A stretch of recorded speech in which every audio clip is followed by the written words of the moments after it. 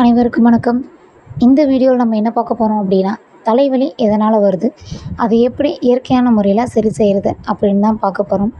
தலைவலி வர்றதுக்கு முக்கியமான காரணம் என்னன்னு பார்த்தீங்கன்னா, மன அழுத்தம். அதிகப்படியான சிந்தனை நமக்கு மன அழுத்தத்தை ஏற்படுத்தி தலைவலியை உண்டாக்கும். அதே மாதிரி அதிகப்படியான பசி, தூக்கமின்மை, இந்த மாதிரி காரணங்களாலேயும் நமக்கு ஒற்றை தலைவலி அதிகமாக ஏற்படும். இந்த தலைவலி இயற்கையான முறையில் நம்ம குறைக்கிறதுக்கு முதல் ஸ்டெப்பாக நம்ம என்ன எடுத்துக்க போகிறோம் அப்படின்னா, நம்மளோட தியானம், யோகா இந்த மாதிரி ஸ்டெப்புகள் எடுக்கும்போது நமக்கு இந்த தலைவலி தானாக குறைய ஆரம்பிக்கும். இந்த தலைவலி அதிகமாகும்போது கண் பார்வை பிரச்சனைகளும் ஏற்படும். ஸோ கவனமாக இருங்க.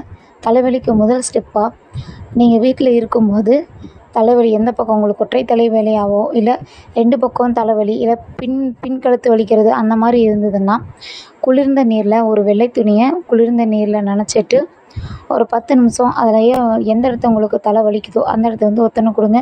அப்படி கொடுத்தீங்க அப்படின்னா கண்டிப்பாக உங்களுக்கு தலைவலி குறையும். நல்ல தூக்கம். ஒரு மனிதன் சராசரியாக 7 to 8 மணி நேரம் நல்லா தூங்கணும். அந்த மாதிரி தூக்கமின்மை அந்த மாதிரி காரணங்களாலேயும் உங்களுக்கு தலைவலி அதிகமாகும்.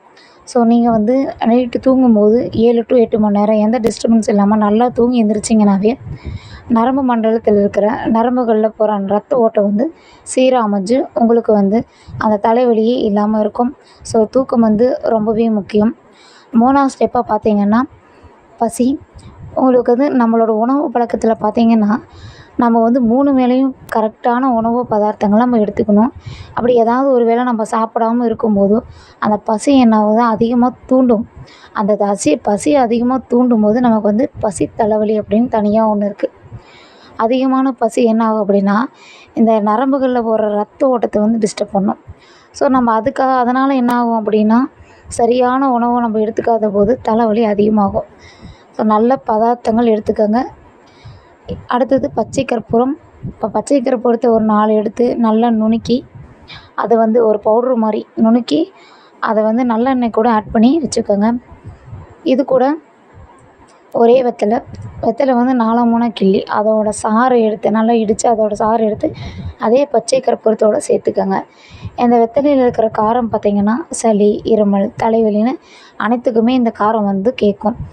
ஸோ இதை நல்லா கலந்து தலைவலி எந்த பக்கம் உங்களுக்கு அதிகமாக இருக்குதோ அந்த பக்கம் ஒரு 10 நிமிஷம் மட்டும் நல்லா அந்த நல்லெண்ணெயோடு சேர்த்து குழச்சி மசாஜ் பண்ணி விடுங்க. தலைவலி அப்படியே குறைஞ்சிரும். அடுத்து பார்த்திங்கன்னா, நீர் சத்து கம்மியாக இருக்கும்போது தலைவலி அதிகமாகும். ஸோ நீர் சத்து கம்மியாக இருக்கிறவங்க டெய்லியும் தண்ணீர் அதிகமாக குடிங்க. தண்ணி நல்லா கொதிக்க வச்சு ஆற வச்சு அப்படி குடித்தாலும் சரி, பச்சை தண்ணி எடுத்துக்கிட்டிங்கனாலும் சரி, தண்ணி அதிகமாக குடிக்கும்போது உங்களுக்கு தலைவலி குறையும். உடல் சூடு காரணமாகவும் தலைவலி அதிகமாக இருக்கும்.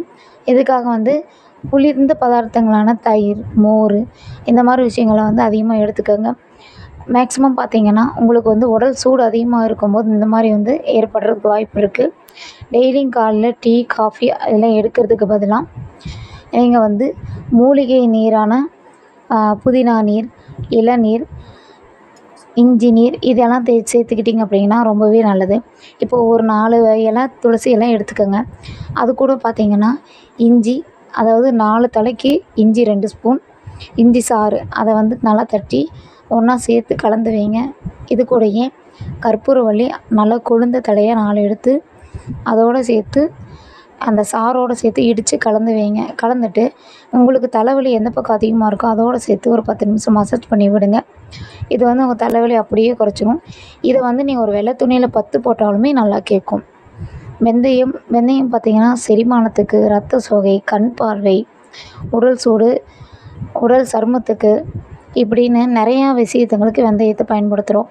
இப்போது இந்த தலைவலிக்கு இந்த வெந்தயத்தை எப்படி யூஸ் பண்ணணும் அப்படின்னா, நீங்கள் குளிக்கிறதுக்கு முன்னாடி ஒரு 1/2 மணி நேரத்துக்கு முன்னாடி வெந்தயத்தை நல்லா பொடி பண்ணி வைங்க. பொடி பண்ணி அதை தலையில் தேய்ச்சிங்களாவே உங்களோட சூடு தானாக இறங்கிரும். அதுக்கப்புறம் குளிங்க. தலைவலி கண்டிப்பாக வராது. அடுத்தது பார்த்திங்கன்னா, சளி, இருமல் இருக்கும்போது தலைவலி அதிகமாக இருக்கும். சளி, இருமல் காரணமாக நம்மளோட ரத்தம் பார்த்திங்க அப்படின்னா அந்த நரம்புகளில் செல்கிற ரத்தம் சரியாக போகாமல் இருக்கும். அந்த ரத்த ஓட்டம் சரியாக இல்லாமல் இருக்கிறனால தலைவலி அதிகமாக இருக்கும். ஸோ அந்த மாதிரி நேரங்களில் பார்த்திங்கன்னா உங்களை சுடுதண்ணியில் கொஞ்சம் வெள்ளை துணியை நனைச்சி தலையில் வைங்க. தலையில் வச்சு கொஞ்சமாக மசாஜ் பண்ணி விட்டிங்க அப்படின்னா இந்த தலைவலி தானாக குறைய ஆரம்பிக்கும். 2வது ஸ்டெப்பு, அதிகப்படியான இருமல் இருக்கும்போது இந்த தலைவலி அதிகமாகும். ஸோ இந்த தலைவலி இருக்கிற பக்கம் நம்ம சொன்ன மாதிரி பச்சை கற்பூரம், வெத்தலையும் கலந்து மசாஜ் பண்ணிங்க அப்படின்னா கண்டிப்பாக உங்களுக்கு வந்து தலைவலி குறைஞ்சிரும். அதிகமான வாக்கிங், காலையில் வந்து ஒரு இயற்கையான சூழ்நிலை நம்ம எந்த அளவுக்கு அனுபவிக்கிறோமோ அந்த அளவுக்கு வந்து நமக்கு இந்த தலைவலி வராது. ஸோ மார்னிங் வாக்கிங் வந்து ரொம்பவே முக்கியம். அந்த மாதிரி டயத்தில் பார்த்தீங்கன்னா ரொம்ப ரிலாக்ஸேஷனாக தியானம் பண்ணுங்கள். யோகா, நீச்சல் இந்த மாதிரி விஷயங்களில் வந்து உங்களை நீங்கள் ஈடுபடுத்தினீங்கன்னா கண்டிப்பாக தலைவலி வராது. மன அழுத்தம் பார்த்தீங்கன்னா நீங்கள் வந்து எந்த அளவுக்கு வந்து அதிகப்படியாக யோசிக்கிறீங்களோ அந்த அளவுக்கு வந்து நரம்புகளில் அதிகப்படியான பிரச்சனைகள் ஏற்படும். ஸோ அதிகப்படியான யோசனைகளும் ஒரு வகையான நமக்கு தலைவலியையும் மன அழுத்தத்தையும் ஏற்படுத்துது. இதை நம்ம கட்டுப்படுத்துறதுக்கு வந்து மேக்ஸிமம் வெளி பயணங்கள் வந்து போங்க. நம்ம ஒரே இடத்துல இருக்கும்போது அந்த இடத்துல இருக்க அட்மாஸ்பியர் வந்து நம்மளை வந்து பாதிக்க வாய்ப்பு இருக்குது. ஸோ வெளியில் வந்து அதிகமான பயணங்கள் நீங்கள் மேற்கொண்டீங்க அப்படின்னா அது வந்து உங்கள் தலைவலியை குறைக்கும். அங்கே இருக்க அட்மாஸ்பியர் வந்து உங்களுக்கு வந்து நேச்சுரலாக உங்களோட பாடிக்கு வந்து இன்னும் நல்ல ஒரு புத்துணர்ச்சியாக இருக்கும். கண்டிப்பாக ட்ரை பண்ணுங்கள்.